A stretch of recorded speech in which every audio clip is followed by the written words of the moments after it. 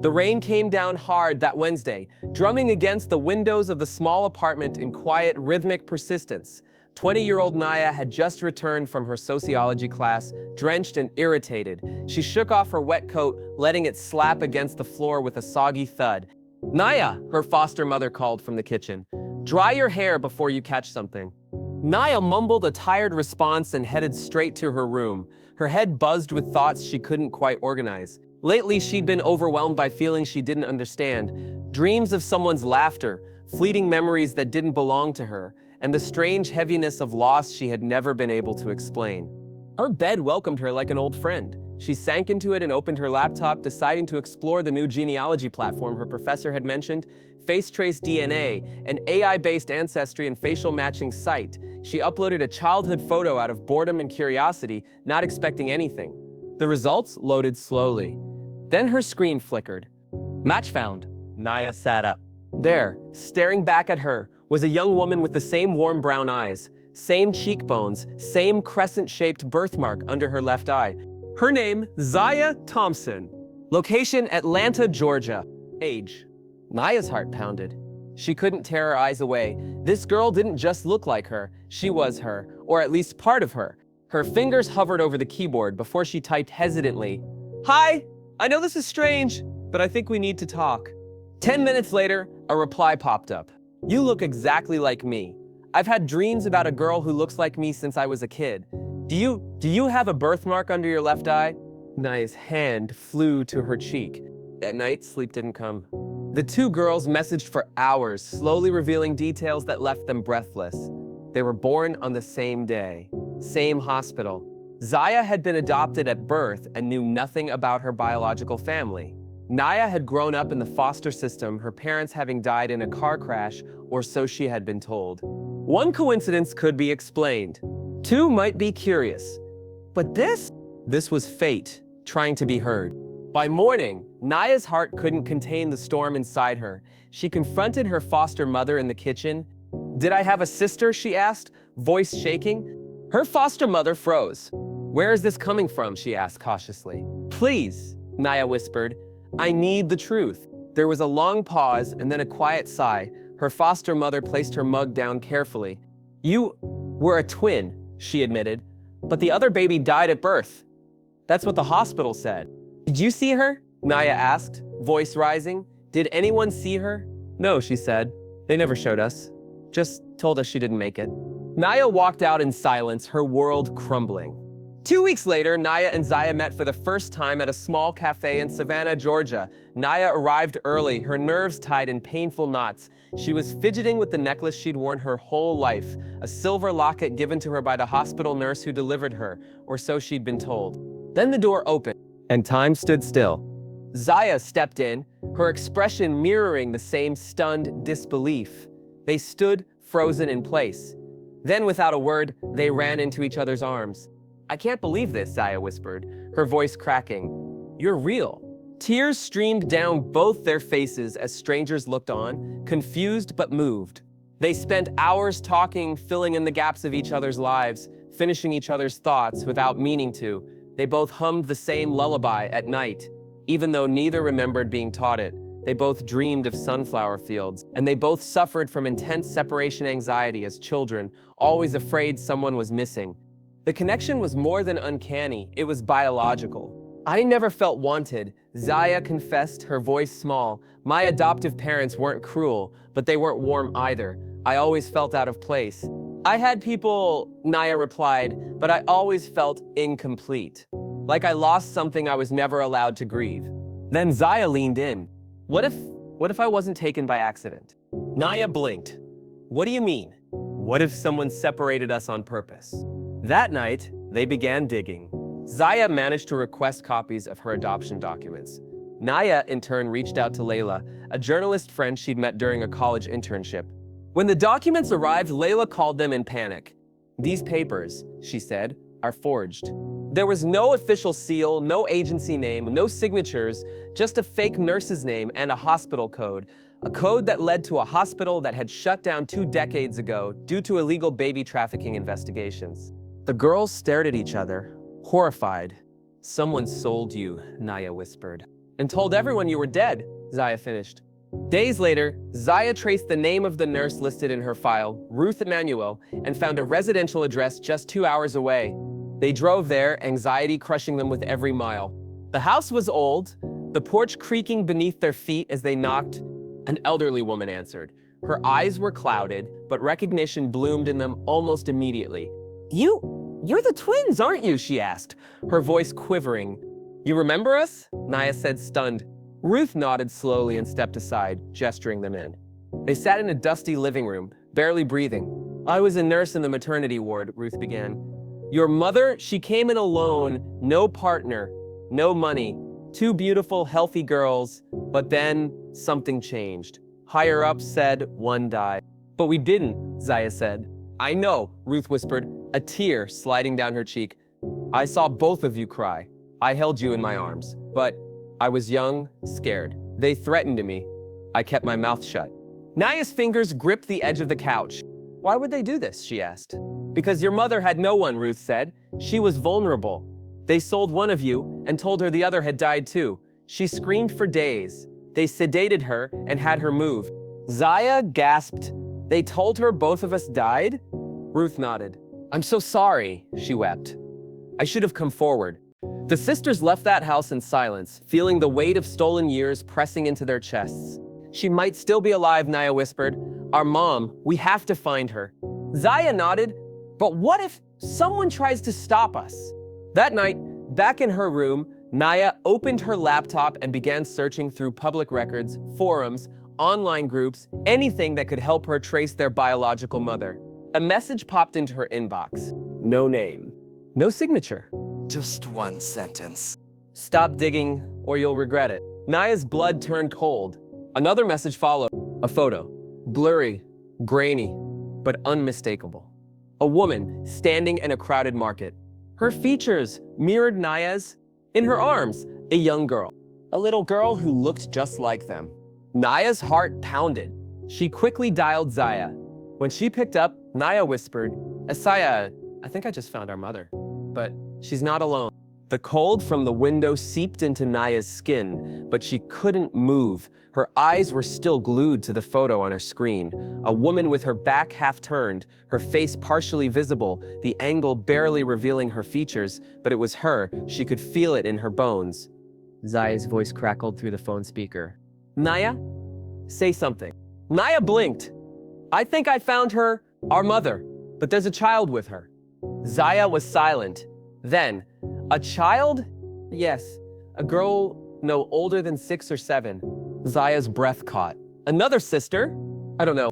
Naya quickly forwarded the image. Seconds later, she heard Zaya inhale sharply. She looks like us. Naya, she has your exact eyes. They both fell silent. The photo had no caption, no timestamp, no location metadata, just a veiled threat and a haunting image. That night, the sisters barely slept. Naya's dreams were filled with static, flickering shadows of a woman screaming in a hospital bed, of babies being carried away, of cold hands silencing truth. By morning, they decided they couldn't wait. We need to find that market, Zaya said. The stall signs in the background, I can barely make them out, but I think one says Ajani Textiles. Naya zoomed in. That's a Nigerian name. Zaya nodded, but the poster next to it has prices in dollars. We're looking at a West African market in the States, maybe New York or Houston. Naya's journalist friend, Layla, was able to help. After hours of photo matching and open source sleuthing, she called back. I think the photo was taken in Little Lagos, Brooklyn, she said. The Ajani family runs a textile stand there, same color setup, same banner font. Can you send us the address? Already did, Layla said. But listen, be careful. If someone sent that image anonymously, they're watching, and they know you're close. 3 days later, Naya and Zaya flew to New York. The city was buzzing, but their hearts were quiet storms. The cab dropped them at the entrance of a busy open-air market near Fulton Street.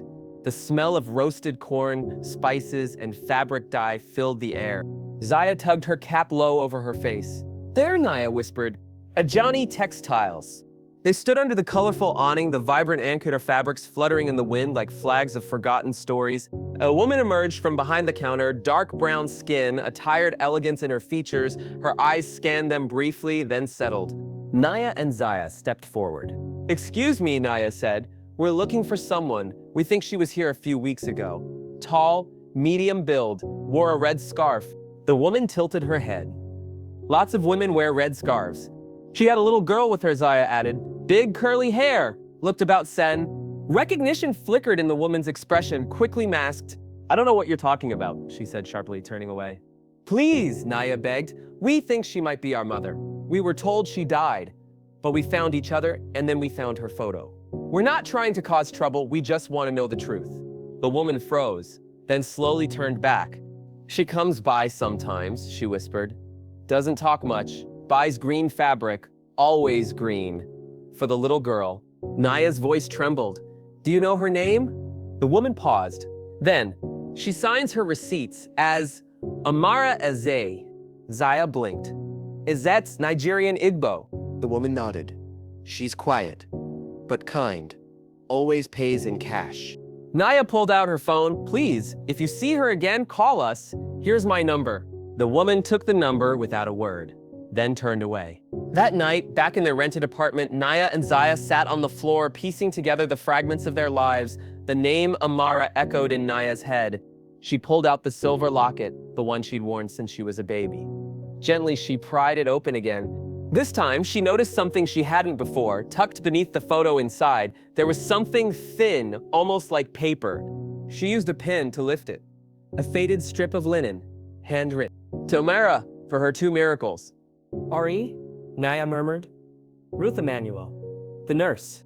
She'd given this to her. This locket was from their mother's nurse. Not a random gift, not a keepsake, a message. A message meant for the mother, or perhaps for when the truth came out. Tears filled her eyes. Zaya leaned closer. "She named us miracles." The next morning, the sisters returned to the market. They waited for hours, pretending to browse, hearts thudding with every passing face. Then, Naya saw her, walking slowly, holding a child's hand. The little girl was giggling, pointing at the colorful headscarves. The woman, their mother, smiled faintly and leaned down to whisper something in the child's ear. Naya stepped forward. Her heart pounded so loud she couldn't hear the traffic anymore. "Ma'am," she called out. The woman turned, startled, and froze. Her eyes locked onto Naya's face, then Zaya's. Her entire body shook. "Amara?" Naya asked, tears welling. "Are you our mother?" The woman didn't speak. The child looked up, confused. "Mama?" Amara's lips parted, her voice barely a whisper. "No, this isn't real." Zaya stepped forward. "It is. We're your daughters. They told you we died. They lied." Amara dropped the bag she was holding. It hit the pavement with a dull thud. Her hands flew to her mouth. She began to cry. People started to glance over. The little girl clung to her leg, frightened. "Mama, who are they?" Amara looked down at the girl, then back at the twins, and whispered something that sent chills down Naya's spine. "She's not just your sister. She's your daughter." Naya's legs buckled. "What?" "She's my what?" Zaya gasped, her voice breaking. Amara collapsed onto the bench behind her, burying her face in her hands. "They took you," she sobbed.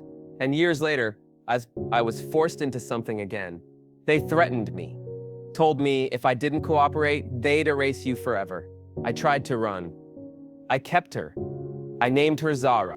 Zaya stared at the child, her soft curls, the familiar nose, the eyes, her own. Naya felt the world tilting. "Who did this?" she asked. Amara looked up, her eyes filled with terror. "The same people who ran that hospital, the ones who sold you." "But the hospital was shut down," Zaya said. "They never stopped," Amara whispered. "They just changed names, moved underground, still trading in lives." "Why Zara?" Naya asked. "Why take another child? She was insurance." Amara said bitterly. "If I spoke up, they'd take her too. Or worse." Suddenly, a van screeched to a halt nearby. The door slid open. A man stepped out, clean-shaven, dark glasses, hands in his coat.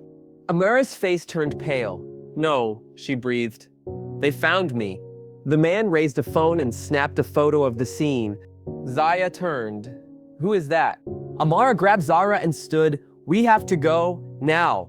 "But we just found you," Naya pleaded. "There's no time," Amara shouted. "They'll silence us all." But it was too late.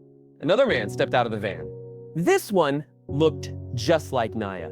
The market spun in slow motion. Shouts, footsteps, and city sounds faded into a muffled hum, like Naya was underwater, her eyes locked on the man standing outside the van, tall, clean-shaven, sharply dressed, and eerily familiar.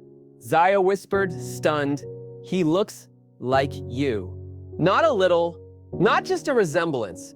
It was as though Naya were staring into a mirror. The man was her male replica. Her heart dropped into her stomach. "Who is that?" she asked.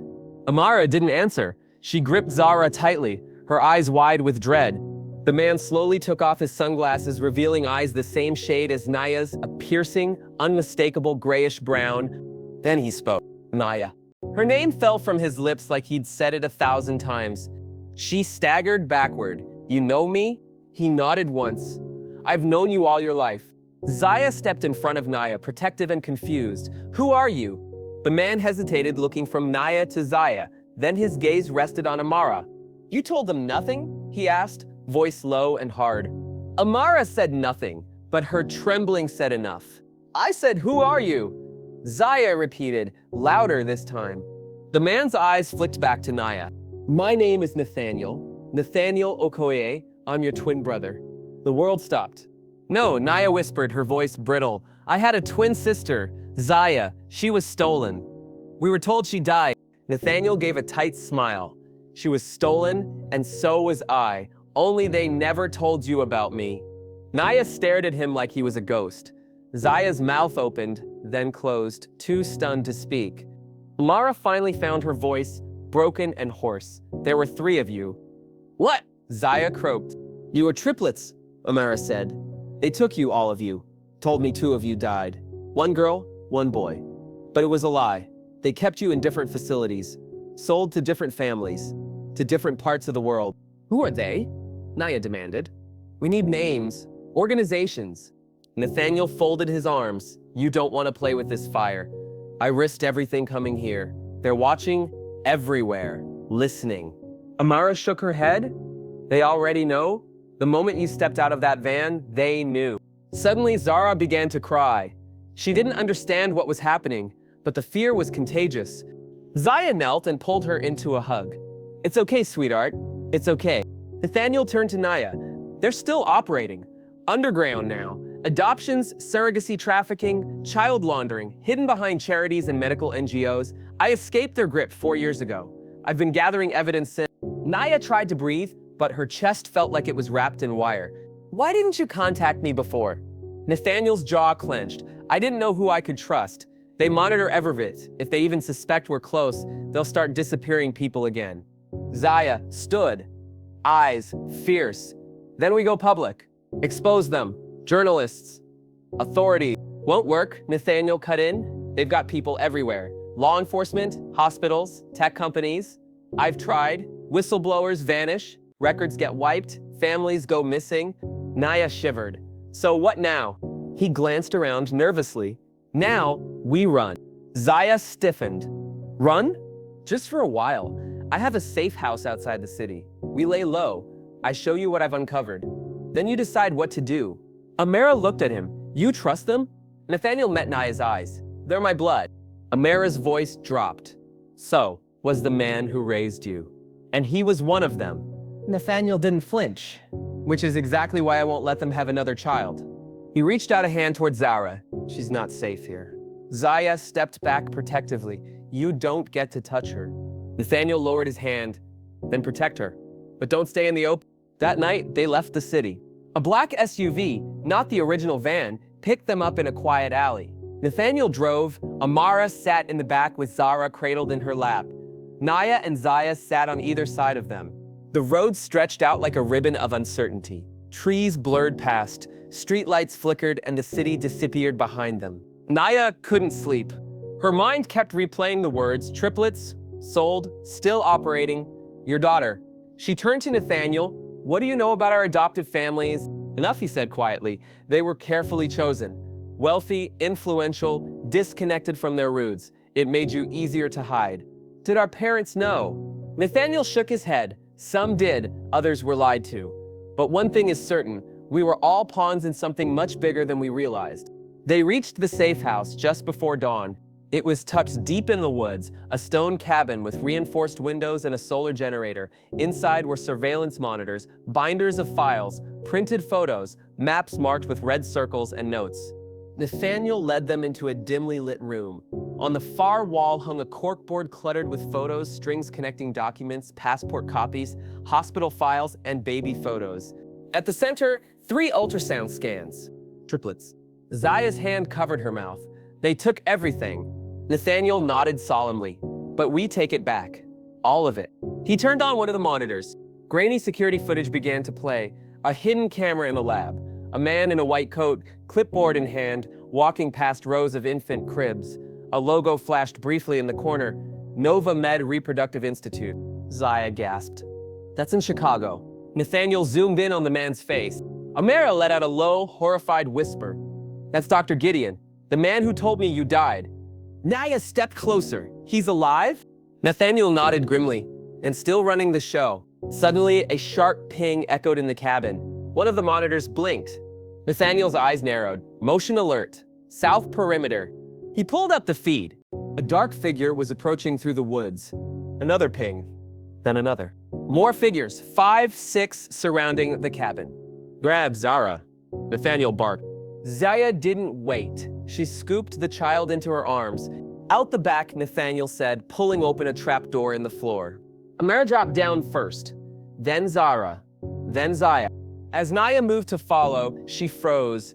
Her phone buzzed. A message from an unknown number. Just 2 words. Too late. The trapdoor slammed shut above Naya's head, plunging her into a cold, narrow tunnel of dirt and stone. She was the last to descend, but the words on her phone haunted her steps. Too late.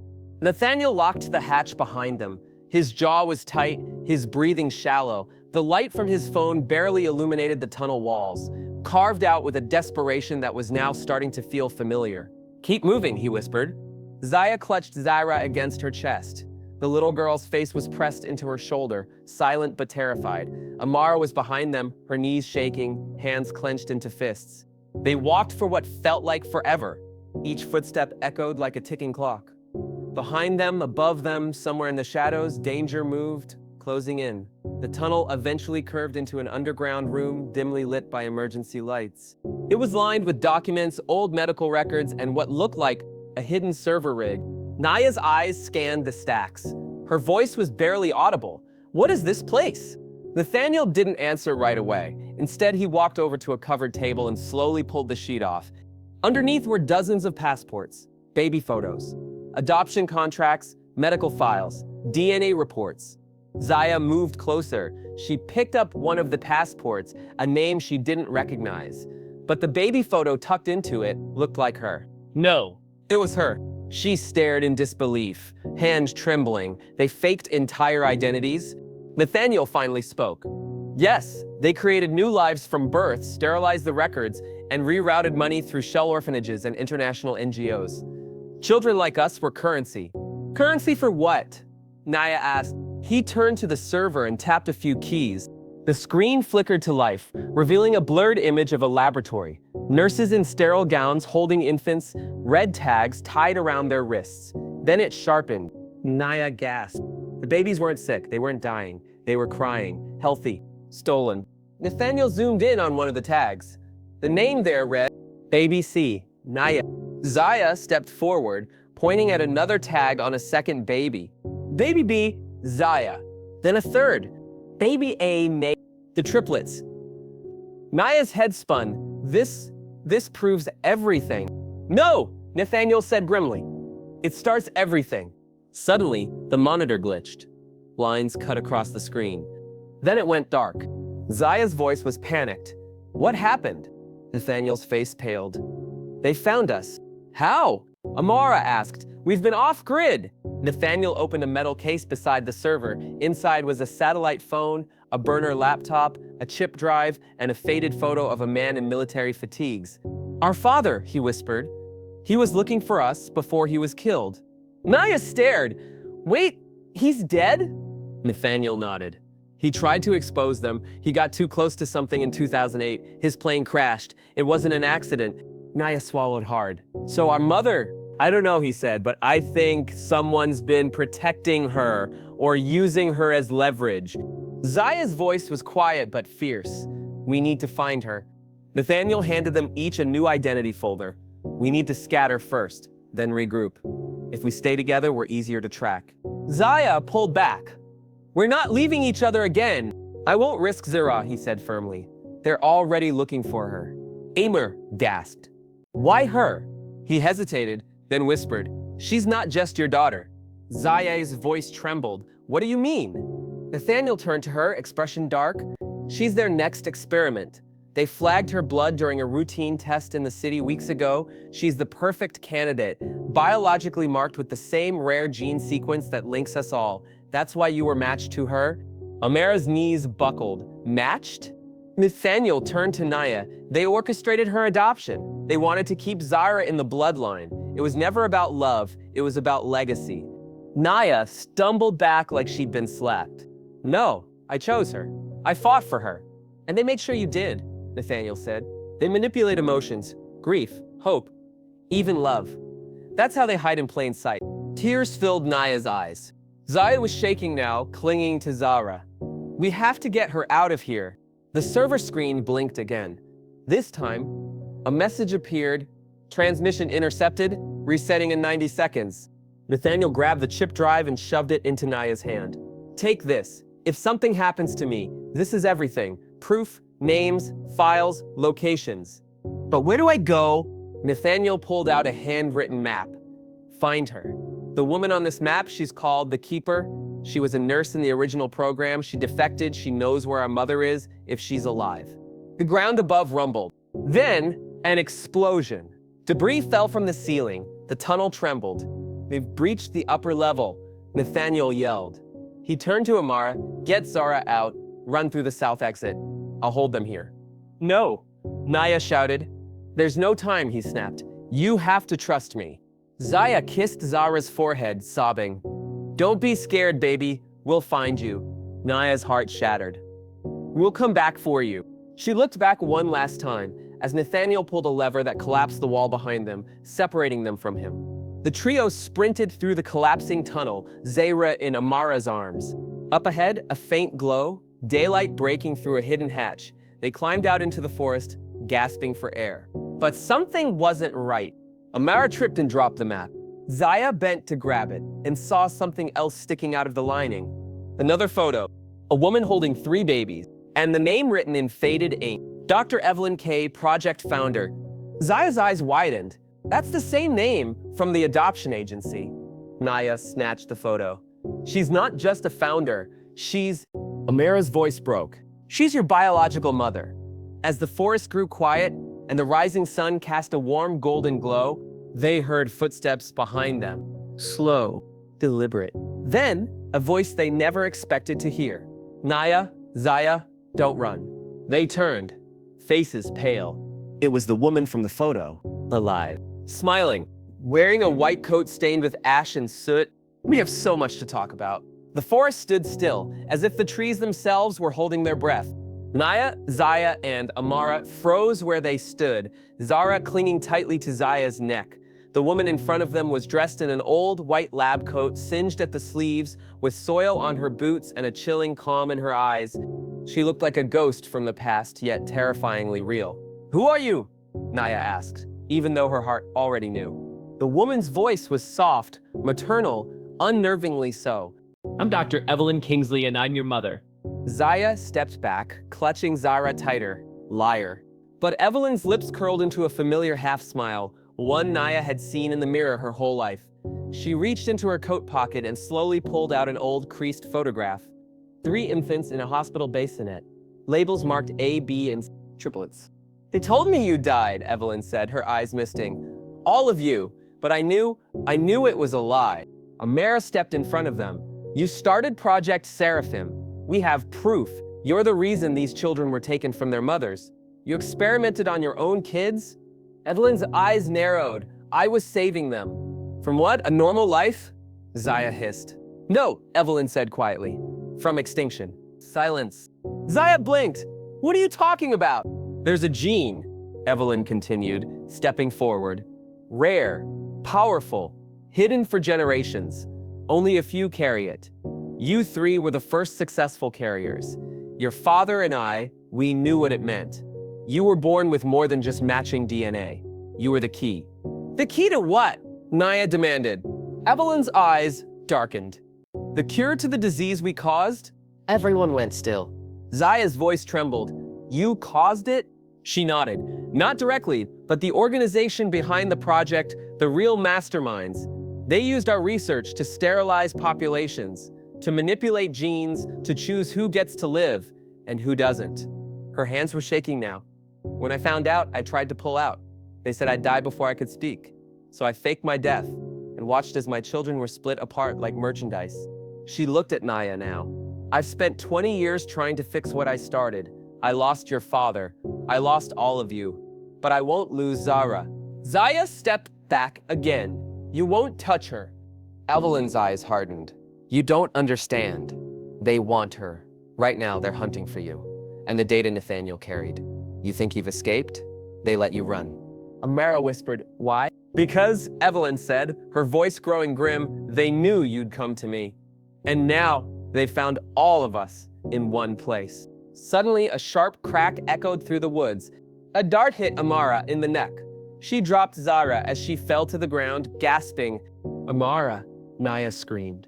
Zaya spun around. Armed men emerged from the shadows in tactical gear. Their eyes were hidden behind black goggles, their mouths covered. Tranquilizer darts flew like hailstones. Zaya clutched Zara and ran behind a tree, shielding her with her body.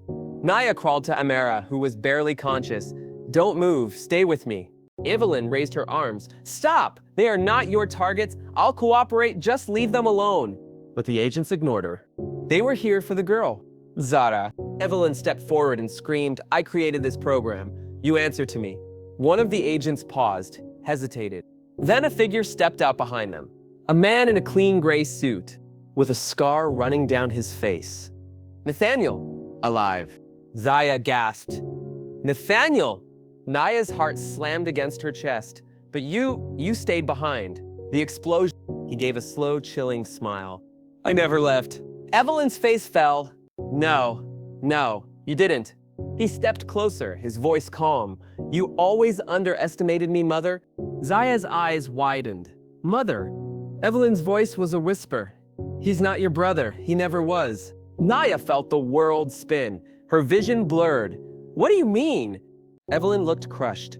He was the first failed attempt, a prototype. His DNA mutated, unstable. I was ordered to terminate him, but I couldn't, so I let him live.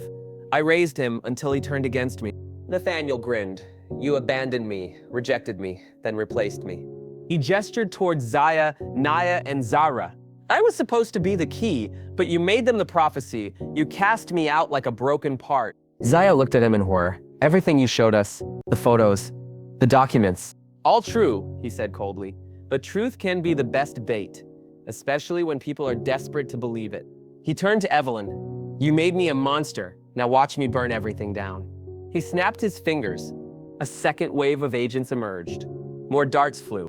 Zaya screamed as Zara was ripped from her arms. No! She lunged but was tackled. Naya ran toward the man holding Zara, only to be knocked down by an electric pulse. Evelyn stood frozen, eyes full of tears. Please, don't hurt them. Nathaniel walked to her, leaned in close and whispered, You don't get to beg now. He raised a pistol, aimed it at her. Zaya lay helpless on the forest floor, blood on her lip, breath stolen. She watched as Nathaniel turned to the agents, take the girl to Facility 7, and kill the rest. Naya coughed out. You won't win. She's not yours. Nathaniel looked at her. No, but she's theirs. Just then, a shot rang out. Nathaniel staggered. Blood bloomed from his side. One of the agents turned, shocked. From the trees, a cloaked figure stepped out, rifle still smoking. It was a woman, and she looked exactly like Naya, but older, hardened. The agent muttered, It's her, the Omega. The woman said only 4 words. Get away from my daughters. Final reflection. Sometimes the people we think we've lost are the ones who come back when it matters most. And sometimes, family isn't about blood, it's about the truth you're willing to fight for. What would you do if the sister you thought died at birth turned out to be alive and leading the resistance? Let us know in the comments.